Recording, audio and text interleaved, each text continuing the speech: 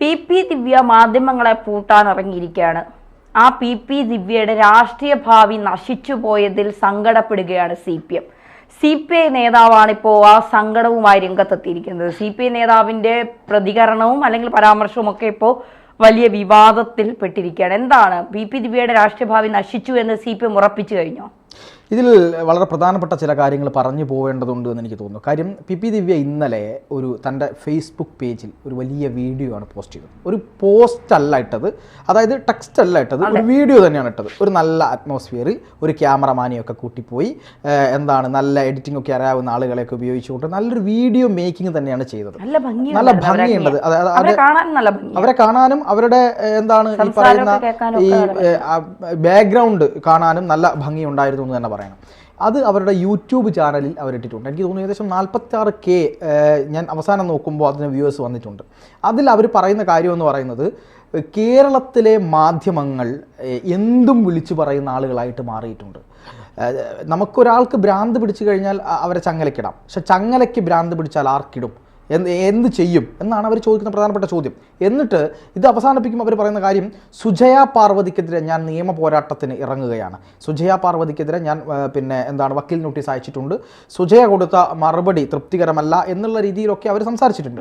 അപ്പോൾ അങ്ങനെയൊക്കെ സംസാരിക്കുമ്പോഴും അവർ ആദ്യം തന്നെ എനിക്ക് തോന്നുന്നു രാജൻ ജോസഫ് എന്ന് പറയുന്ന കേരളത്തിലെ അറിയപ്പെടുന്ന ഒരു മാധ്യമ പ്രവർത്തകൻ, അദ്ദേഹം ഓൺലൈൻ മാധ്യമ പ്രവർത്തകൻ കൂടിയാണ്, അദ്ദേഹത്തിനെതിരെ അവർ കേസ് കൊടുത്തിരുന്നു. ആ കേസിൽ അദ്ദേഹത്തിന് മുൻകൂർ ജാമ്യം തലശ്ശേരിയിലെ കോടതി അനുവദിച്ചിട്ടുമുണ്ട്. അതിൽ ചില രൂക്ഷമായ വിമർശനങ്ങൾ പോലീസിനെതിരെ കോടതി പറയുകയും ചെയ്തിട്ടുണ്ടായിരുന്നു. പി ദിവ്യയ്ക്ക് അവർക്കെതിരായിക്കൊണ്ട് വാർത്ത കൊടുത്ത മാധ്യമങ്ങൾക്കെതിരെ സംസാരിക്കാൻ എല്ലാ അവകാശങ്ങളും അധികാരങ്ങളും ഉണ്ട് എന്നത് ഒരു യാഥാർത്ഥ്യമാണ്, അവർക്കത് പറയാം. പക്ഷേ ചോദ്യമെന്ന് പറയുന്നത്, നവീൻ ബാബു എന്ന് പറയുന്ന ഒരു ഉദ്യോഗസ്ഥൻ, ആ ഉദ്യോഗസ്ഥൻ ഒരു യാത്രയയപ്പ് ചടങ്ങാണ്. ആ യാത്രയയപ്പ് ചടങ്ങിൽ ആരും വിളിക്കാതെ അവിടത്തേക്ക് കയറി ചെല്ലുക. ആ കലക്ടർ തന്നെയാണ് പറയുന്നത്, അന്വേഷണ റിപ്പോർട്ടിൽ ആ കാര്യമുണ്ട്. എന്നിട്ട് അവിടെ നിന്ന് അതായത് ഒരു യാത്രയയപ്പ് സമയത്ത് നമ്മൾ നല്ല വാക്കുകൾ മാത്രം പറഞ്ഞ് അവരെ വിടേണ്ട ഒരു സമയമാണ്. എത്ര തന്നെ ശത്രുതയുണ്ടെങ്കിലും നമ്മളൊരു യാത്രയയപ്പ് ചടങ്ങിൽ പോയിട്ട് ഒരാളെയും തെറി പറയാറില്ല. ഒരു കല്യാണത്തിന് പോയിട്ട് നമ്മൾ അവരോട് ശത്രു തീർക്കാറില്ല, ഉണ്ടോ? ഒരു മരണ സമയത്ത് നമ്മൾ പോയിട്ട് എന്തെങ്കിലും പറയാറുണ്ടോ? ഇല്ല. അതുപോലത്തെ ഒരു സമയമാണ് ഈ യാത്രയയപ്പ് എന്നൊക്കെ പറയുന്നത്. ഒരു നല്ല രീതിക്ക് കാണുന്നൊരു സമയമാണ്.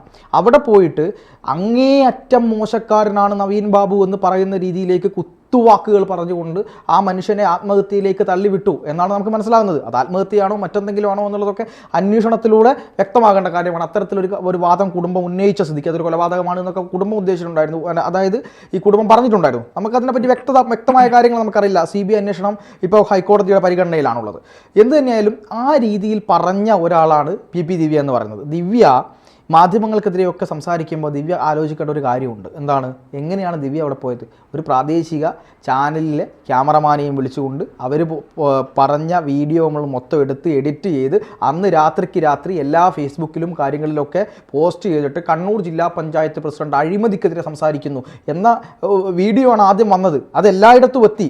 അവർ തന്നെ ഈ ഒരു പ്രവർത്തനം ഒരാൾക്കെതിരെ പറയുകയും അത് പ്രചരിപ്പിക്കാനും ഒരു മാധ്യമത്തെ കൂട്ടുപിടിച്ച ആളാണ് ആര്? പി ദിവ്യ എന്ന് പറയുന്നത്. ആ ദിവ്യയാണ് മാധ്യമങ്ങളെ വിമർശിക്കുന്നത്. ഇനി സുജയ പാർവതിയുടെ കാര്യം. സുജയ പാർവതി പി ദിവ്യയെ എന്ന് വിളിച്ചുകൊണ്ട് അഭിസംബോധന ചെയ്തുകൊണ്ട് ഒരു വാർത്ത എടുത്തു. അതായത് സുജയ പാർവതി പി ദിവ്യയെ എന്ന് അഭിസംബോധന ചെയ്തുകൊണ്ട് ദിവ്യക്കെതിരായി വാർത്ത കൊടുത്തു എന്ന് പറഞ്ഞുകൊണ്ടാണ് സുജയക്കെതിരെ ഇവർ കേസ് കൊടുത്തത്. പക്ഷേ പി ദിവ്യ എന്ന് പറയുന്ന ഒരു വ്യക്തി പ്രതിസ്ഥാനത്തിരിക്കുമ്പോൾ അവർ പറഞ്ഞ കാര്യങ്ങൾ നമ്മുടെ കണ്ണിൻ്റെ മുമ്പിലിരിക്കുമ്പോൾ നമുക്ക് പി ദിവ്യയെ പിന്നെ ദിവ്യ എന്നല്ലാതെ വേറെ എന്തെങ്കിലും വിളിക്കാൻ കഴിയുമോ? ഒന്നും വിളിക്കാൻ കഴിയില്ല. അവരങ്ങനെ ചെയ്തിട്ടുണ്ടെങ്കിൽ അത് ശരിയല്ല എന്ന് തന്നെ മാധ്യമപ്രവർത്തകർ പറയും. ഇവിടെ BJPയുടെ നേതാക്കന്മാരെ പറ്റി, നരേന്ദ്രമോദിയെ പറ്റി പറയുന്നില്ലേ മാധ്യമപ്രവർത്തകർ? ഇന്ത്യയുടെ പ്രധാനമന്ത്രിയല്ലേ? ഇന്ത്യയുടെ പ്രധാനമന്ത്രിയെയും രാഷ്ട്രപതിയെയും അതുപോലെ തന്നെ എല്ലാ രാഷ്ട്രീയ നേതാക്കന്മാരെ പറ്റിയും എല്ലാ സാംസ്കാരിക നായകന്മാരെ പറ്റിയും അതെ പറഞ്ഞിട്ടില്ലേ? അങ്ങനെയൊക്കെ പറയുന്ന ആളുകൾക്കെതിരെ പി ദിവ്യ എന്ന് മാത്രം പേരെടുത്ത് പറഞ്ഞുകൊണ്ട് വിമർശിക്കരുത് എന്ന് പറയുന്നത് ന്യായമാണോ എന്നുള്ളത് ജനങ്ങൾ തീരുമാനിക്കും. അല്ല, അതുപോയിട്ട് BJP വളർന്നു പോകുമെന്ന് കരുതി SDPIയുടെ ആക്രമണങ്ങൾ ഞങ്ങൾ തുറന്നു പറയുന്നില്ല എന്നൊരു ചാനൽ ചർച്ചയിൽ പരസ്യമായി പറഞ്ഞ ഷാനി പ്രവാറിനുള്ള ഒരു മാധ്യമ ലോകമാണ്. നമുക്ക് ഷാനിക്കെതിരെ എത്ര BJPക്കാർ RSS പരാതി കൊടുത്തു. അതെ, ഇതൊക്കെ വളരെ ശരിയായ കാര്യങ്ങളല്ലേ? അപ്പൊ അങ്ങനെയുള്ള സമയത്താണ് ദിവ്യ ഇങ്ങനത്തെ കാര്യങ്ങൾ പറയുന്നത്. അവർക്ക് പരാതി കൊടുക്കാനുള്ള അർഹതയൊക്കെ ഉണ്ട്, അധികാരമുണ്ട്, അവകാശമുണ്ട്, അവർക്ക് കൊടുക്കട്ടെ. പക്ഷേ രാഷ്ട്രീയപരമായി ധാർമ്മികമായി അവർ ശരിയാണോ എന്നുള്ളതാണ് നമ്മൾ ആലോചിക്കേണ്ടത്. കാരണം അവർക്കെന്തും പറയാം. അവർക്ക് നവീൻ ബാബുവിനെ കുറ്റം പറയാം. അവരൊരു പ്രതിസ്ഥാനത്തിരിക്കുന്ന ആളാണ്, അവർ കുറ്റവിമുക്തയാക്കപ്പെട്ടിട്ടില്ല. അതുകൊണ്ട് തന്നെ എങ്ങനെയാണ് ഈ പറയുന്ന കേസിൽ, ഇപ്പോൾ നമ്മൾ പറയുന്ന എല്ലാ കേസിനകത്തും, ഒരുപാട് ദിലീപിൻ്റെ കേസിനകത്തും മറ്റ് കേസുകളിലുമൊക്കെ എത്രയധികം ആക്രമിക്കപ്പെടുന്നുണ്ട്. അദ്ദേഹം കുറ്റവാളിയാണ് എന്ന് അറിഞ്ഞിട്ടാണോ ഇങ്ങനെ പറയുന്നത്? അല്ലല്ലോ. എത്രയോ അധികം കേസുകളിൽ CPM തന്നെ മൈക്ക് വെച്ചുകൊണ്ട് പൊതുയോഗം നടത്തി അവനെതിരെയും ഇവനെതിരെയും ഒക്കെ ഞങ്ങൾ അങ്ങനെ ചെയ്യും, ഞങ്ങൾ ഇങ്ങനെ ചെയ്യുമെന്ന് പറയുകയും അയാൾ ആ കുറ്റവാളിയാണ് എന്ന് പറയുകയും ചെയ്യുന്ന ഉമ്മൻചാണ്ടി എന്ന് പറയുന്ന ഒരു മഹാമനുഷ്യനെ സരിതയുടെ പേര് പറഞ്ഞ് അത്രയധികം ആക്രമിച്ച ആളുകളല്ലേ ഈ സൈബർ സഖാക്കൾ എന്ന് പറയുന്ന ആൾക്കാർ. അന്ന് ഒന്നുമില്ലാത്ത ന്യായീകരണം പിന്നീട് ഇപ്പോൾ എന്താണ് ഈ പറയുന്ന ദിവ്യയുടെ കാര്യത്തിൽ മാത്രം വേണമെന്ന് പറയുന്നത് ശരിയായ നിലപാടല്ല. പിന്നെ ഇന്നലെ ഒരു ചർച്ചയിൽ ഞാനും ശ്രീത്ത് പണിക്കരും കൂടി സംസാരിക്കുമ്പോൾ ശ്രീത്ത് പണിക്കർ പറഞ്ഞൊരു കാര്യമുണ്ട്. അതായത് ദിവ്യ പോയിട്ടൊരു വീഡിയോ ആണ് എടുത്തിട്ടത്. പല ആളുകളും ആ വീഡിയോ മുഴുവനായിട്ടൊന്നും കാണാൻ ഇരിക്കില്ല, അതൊരു പോസ്റ്റാക്കി എഴുതിയിടുകയായിരുന്നെങ്കിൽ കുറച്ചുകൂടെ റീച്ച് കിട്ടിയേനെ എന്ന് അദ്ദേഹം പറഞ്ഞിട്ടുണ്ട്. അതെനിക്കും തോന്നുന്നു ശരിയായിരുന്നു പറയാം. കാരണം പറയാൻ ഉദ്ദേശിച്ച കാര്യമാണെങ്കിൽ കുറച്ചുകൂടി ഫേസ്ബുക്ക് റീച്ച് കിട്ടാൻ എഴുതിയിടുന്നതായിരുന്നു നല്ലത്. പക്ഷേ ഇതങ്ങനെയൊന്നും അല്ല ദിവ്യ ചെയ്തത് എന്നുള്ളതാണ്. അപ്പോൾ ദിവ്യയ്ക്ക് എന്തും പറയാം, മറ്റുള്ളവർക്കൊന്നും പറയാൻ പാടില്ല എന്നും പറഞ്ഞുകൊണ്ട് സുജയ്ക്കെതിരെയും മാധ്യമങ്ങൾക്കെതിരെയും ഒക്കെ കലിതുള്ളിക്കൊണ്ട് പോകുമ്പോൾ ആലോചിക്കേണ്ടത് നിങ്ങൾ രാഷ്ട്രീയ പ്രവർത്തകയാണ്. നിങ്ങൾ രാഷ്ട്രീയം കൊണ്ട് നിങ്ങൾക്ക് എത്തരത്തിലുള്ള ബഹുമാനവും സ്ഥാനമാനങ്ങളും കിട്ടുന്നു, അതുപോലെ തന്നെ നിങ്ങൾ നിങ്ങൾ വിമർശിക്കപ്പെടുകയും ചെയ്യും. ഇപ്പോൾ ഒരു തെറ്റ് ചെയ്താൽ ഏറ്റവും കൂടുതൽ വിമർശിക്കപ്പെടുക ആരാണ്? രാഷ്ട്രീയ നേതാക്കന്മാരാണ്. കാരണം അവർ ജനങ്ങളെ സേവിക്കേണ്ട ആളുകളാണ്. അവർ നന്മ ചെയ്യുമ്പോൾ അവരോടൊപ്പം നിൽക്കുകയും തെറ്റ് ചെയ്യുമ്പോൾ അവരെ വിമർശിക്കുകയും തന്നെ ചെയ്യുമെന്നുള്ള കാര്യത്തിൽ യാതൊരു സംശയവും നമുക്കില്ലല്ലോ.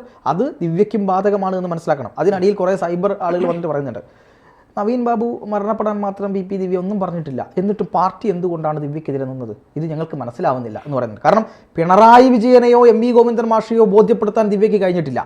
പാർട്ടി സമ്മേളനത്തിൽ ദിവ്യ തെറ്റ് ചെയ്തിട്ടുണ്ടെങ്കിൽ അത് ദിവ്യ അനുഭവിക്കണം എന്ന് പറഞ്ഞത് ആരാണ്? പിണറായി വിജയനാണ്. ഞാനല്ലല്ലോ പറഞ്ഞത്, നമ്മളല്ലല്ലോ പറഞ്ഞത്, സുജയ പാർവതി അല്ലല്ലോ പറഞ്ഞത്, പിണറായി വിജയനല്ലേ പറഞ്ഞത്. അത് പിണറായിയെ പോലും ബോധ്യപ്പെടുത്താൻ ദിവ്യയ്ക്ക് കഴിഞ്ഞിട്ടില്ല എന്നുള്ളതാണ് ഒരു യാഥാർത്ഥ്യം. ഇപ്പൊ ഇവിടുത്തെ ഒരു വിഷയത്തിലേക്ക് വരാം. അല്ല, സുജയ പാർവതിയോടുള്ള കലിപ്പിന്റെ കാര്യം വേറെയാണ്. അത് നമുക്ക് സുജയ പിന്തുടരുന്ന രാഷ്ട്രീയ ഏതാണ് എന്നുള്ളത് PP ദിവ്യയ്ക്കും കേരളത്തിലെ മാധ്യമ സുഹൃത്തുക്കൾക്കും കേരളത്തിലെ ജനങ്ങൾക്ക് നന്നായിട്ട് അറിയാം. ആ രാഷ്ട്രീയത്തോട് പലപ്പോഴും പലർക്കും എന്താ പറയുക വിയോജിപ്പും പലർക്കും മാറി നിൽക്കുന്ന മനോഭാവവുമാണ്. അപ്പൊ അത് PP ദിവ്യയെ പ്രകടിപ്പിക്കുന്നു എന്നുള്ളതാണ്. പിന്നെ സുജയ പാർവതി ചൊറഞ്ഞാൽ തിരിച്ചു മാന്താൻ സുജയ്ക്ക് നല്ല കഴിവുണ്ടെന്നാണ് ഞാൻ മനസ്സിലാക്കിയിട്ടുള്ളത്. തീർച്ചയായിട്ടും അരുൺകുമാറിനെതിരെയാണെന്ന് തോന്നുന്നു ദിവ്യ മുമ്പ് ഒരു പോസ്റ്റ് ഇട്ടതായിട്ട് എനിക്ക് തോന്നുന്നുണ്ട്, കറക്റ്റ് ഉറപ്പില്ല. റിപ്പോർട്ടർ TVക്കെതിരെയാണെന്ന് എനിക്ക് തോന്നുന്നത്. പക്ഷേ അദ്ദേഹത്തിനെതിരെ കേസ് കൊടുത്തായിട്ട് ഞാൻ അറിയില്ല, എനിക്കറിയില്ല. ഞാൻ ഇടതുപക്ഷ ചിന്താഗതിക്കാരനായ ആ കാര്യം എനിക്ക് ഉറപ്പില്ല എന്ന് ഞാൻ പറയുന്നത് എൻ്റെ സംശയം മാത്രമാണ്. എനിക്ക് ഒരു ഓർമ്മയിൽ എവിടെ കിടക്കുന്നത് പോലെ ഇപ്പോൾ സംശയം ഓർമ്മ വന്നതുകൊണ്ട് പറഞ്ഞതാണ്. ഇനി അത് തെറ്റാണെങ്കിൽ ക്ഷമിക്കുക. ഇനി രണ്ടാമത്തെ കാര്യം എന്ന് പറയുന്നത്, ഇവിടെ സുരേഷ് ബാബു, CPIയുടെ നേതാവായിട്ടുള്ള സുരേഷ് ബാബു എന്ന് പറയുന്ന മനുഷ്യൻ, അദ്ദേഹം ഒരു ആത്മീയ പ്രഭാഷകനാണ്. എല്ലാ സ്ഥലങ്ങളിലും അമ്പലങ്ങളിൽ പ്രഭാഷണത്തിന് പോകുന്ന മനുഷ്യനാണ്. ഞാൻ അദ്ദേഹത്തിൻ്റെ ഒരു വീഡിയോ കണ്ടിട്ടാണ് അദ്ദേഹം ശ്രദ്ധിക്കുന്നത്. അതായത് ഓമിൻ്റെ അർത്ഥം പറയുക. എന്താണ് ഓം? ആ ഉ അം എന്ന് പറഞ്ഞിട്ട് അദ്ദേഹം പറയുന്ന ഒരു കാര്യമുണ്ട്. ഓം എന്താണ്? സൃഷ്ടി, സ്ഥിതി, സംഹാരം, ഇതാണ് ഓമിൻ്റെ അർത്ഥം. ഇതാർക്കെങ്കിലും അറിയാമോ എന്ന് പറഞ്ഞുകൊണ്ട് അദ്ദേഹത്തിൻ്റെ ഒരു നല്ലൊരു വീഡിയോ ഉണ്ടായിരുന്നു, ആത്മീയ പ്രഭാഷണത്തിൻ്റെ വീഡിയോ. അത് ഞാൻ ശ്രദ്ധിച്ചിട്ടുണ്ടായിരുന്നു. അവിടെ നിന്ന് ഇങ്ങോട്ട് അദ്ദേഹത്തിൻ്റെ പല ആത്മീയ പ്രഭാഷണങ്ങളും ഞാൻ ശ്രദ്ധിക്കാറുണ്ട്. അപ്പോൾ ആത്മീയ പ്രഭാഷണത്തിൽ നല്ല രീതിയിൽ സംസാരിക്കുകയും നല്ല രീതിയിൽ പറയുകയും ചെയ്യുന്ന ഒരു മനുഷ്യനാണ് ഇപ്പോൾ വന്നിട്ട് നവീൻ ബാബുവിൻ്റെ മരണത്തേക്കാൾ ദുരന്തമായത് PP ദിവ്യയുടെ രാഷ്ട്രീയ ഭാവി തകർന്നു പോയതാണ് എന്ന് പറയുന്നത്. അതായത് ഒരു മനുഷ്യൻ മരണപ്പെട്ട് അവൻ്റെ സ്വത്തും അവൻ്റെ കുഞ്ഞുങ്ങളെയും അവൻ്റെ ഭാര്യയെയും അവൻ്റെ എല്ലാം ഉപേക്ഷിച്ച് മാനഹാനിക്ക് അടിമപ്പെട്ട് മരണപ്പെടുന്നതല്ല പ്രശ്നം. പകരം PP ദിവ്യയെ പോലുള്ള ഒരാളുടെ രാഷ്ട്രീയ ഭാവി തകർന്നു പോകുന്നതാണ് എന്ന് സുരേഷ് ബാബുവിനെ പോലെ ഒരാൾ CPI നേതാവാണെങ്കിൽ കൂടിയും അവർ പറയുന്നുണ്ടെങ്കിൽ അത് രാഷ്ട്രീയപരമായി പ്രീതി പിടിച്ചു പറ്റാൻ മാത്രമാണ്.